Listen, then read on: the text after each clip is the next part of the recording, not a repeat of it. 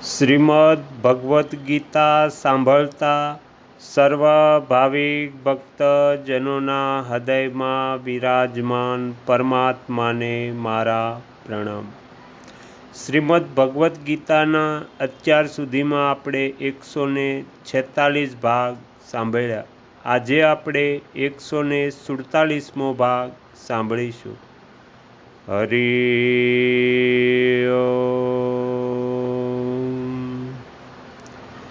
ચોથા અધ્યાયના 34મા શ્લોકનો અર્થ છે, તે તત્વજ્ઞાનને તત્વદર્શી જ્ઞાની મહાપુરુષોની પાસે જઈને સમજ, તેમને સાષ્ટાંગ દંડવત પ્રણામ કરવાથી, તેમની સેવા કરવાથી અને સરળતાપૂર્વક પ્રશ્નો કરવાથી તે તત્વદર્શી જ્ઞાની મહાપુરુષો તને તે તત્વજ્ઞાનનો ઉપદેશ આપશે।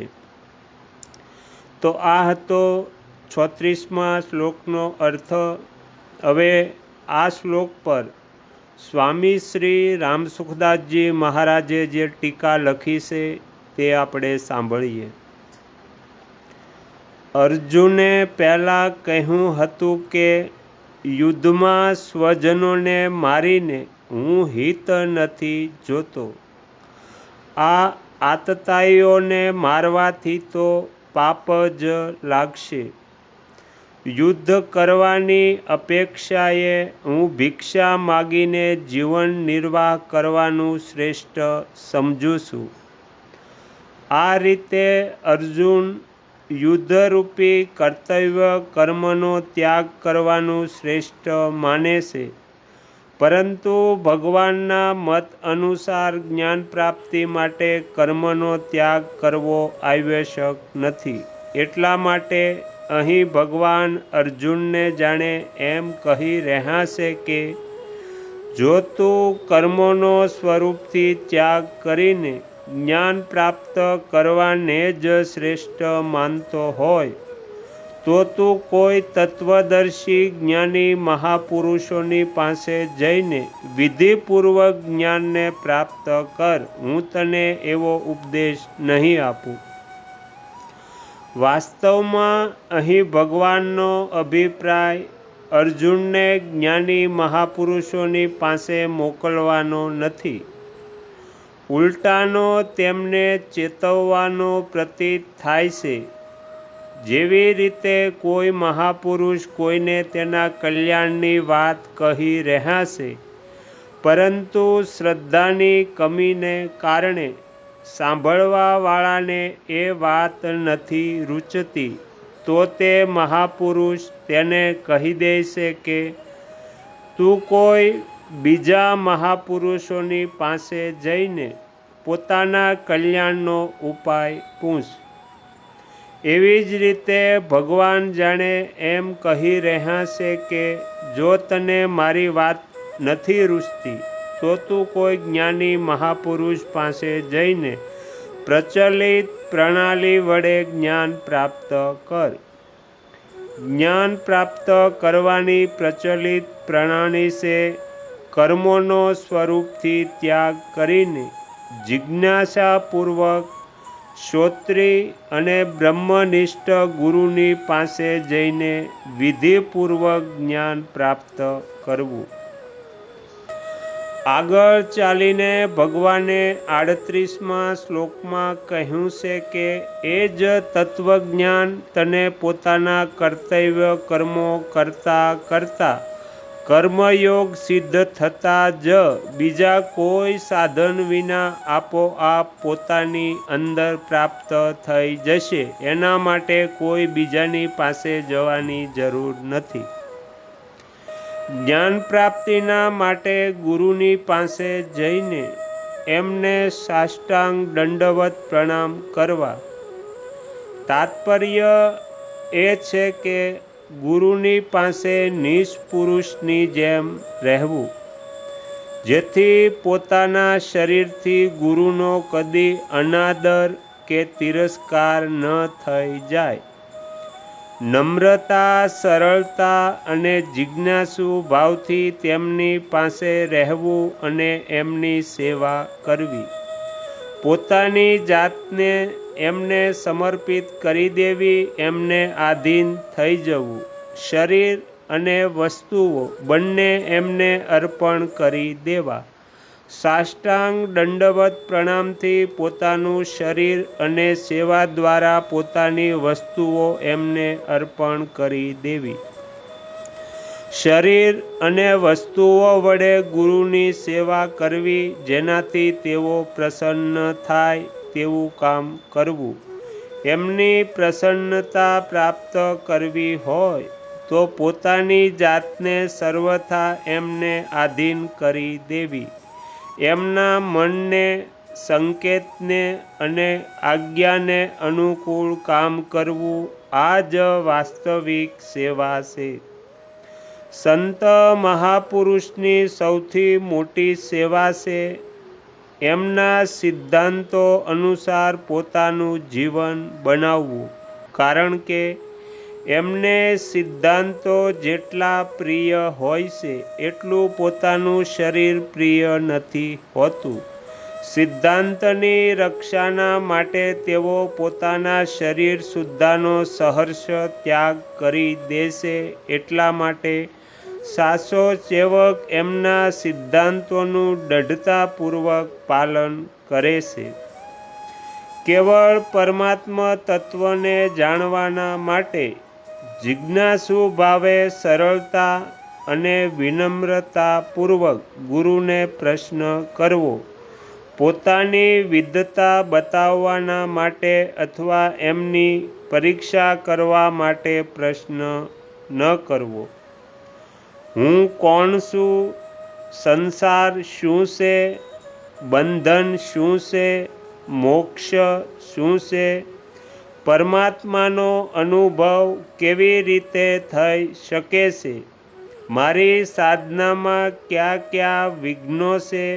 એ વિઘ્નોને કેવી રીતે દૂર કરવામાં આવે?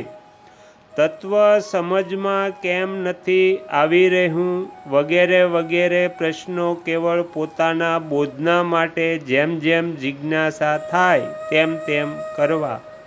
અંતઃકરણની શુદ્ધિ અનુસાર જ્ઞાનના અધિકારીઓ 3 પ્રકારના હોય છે: ઉત્તમ, મધ્યમ અને કનિષ્ઠ.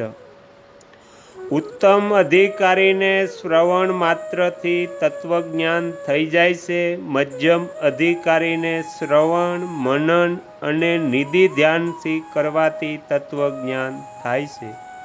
કનિષ્ઠ અધિકારી તત્વને સમજવા માટે ભિન્ન ભિન્ન પ્રકારની શંકાઓ કર્યા કરે છે. એ શંકાઓનું સમાધાન કરવા માટે વેદો અને શાસ્ત્રોનું સારું એવું જ્ઞાન હોવું આવશ્યક છે. કેમ કે ત્યાં કેવળ યુક્તિઓથી તત્વને સમજાવી નથી જઈ શકાતું. આથી જો ગુરુ તત્વદર્શી હોય પરંતુ જ્ઞાની ન હોય તો તે શિષ્યની જાત જાતની શંકાઓનું સમાધાન નહીં કરી શકે. જો ગુરુ શાસ્ત્રોના જ્ઞાતા હોય પરંતુ તત્વદર્શી ન હોય તો તેમની વાતો એવી નક્કર નહીં હોય જેનાથી શ્રોતાને જ્ઞાન થઈ જાય. તે વાતો સંભળાવી શકે છે, પુસ્તકો વંચાવી શકે છે, પરંતુ શિષ્યને બોધ નથી કરાવી શકતા.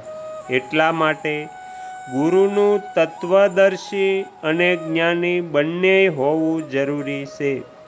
મહાપુરુષને દંડવત પ્રણામ કરવાથી, તેમની સેવા કરવાથી અને તેમને સરળતાપૂર્વક પ્રશ્નો પૂછવાથી તેઓ તને તત્વજ્ઞાનનો ઉપદેશ આપશે. એનું એ તાત્પર્ય નથી કે તે મહાપુરુષને આ બધાની અપેક્ષા રહે છે.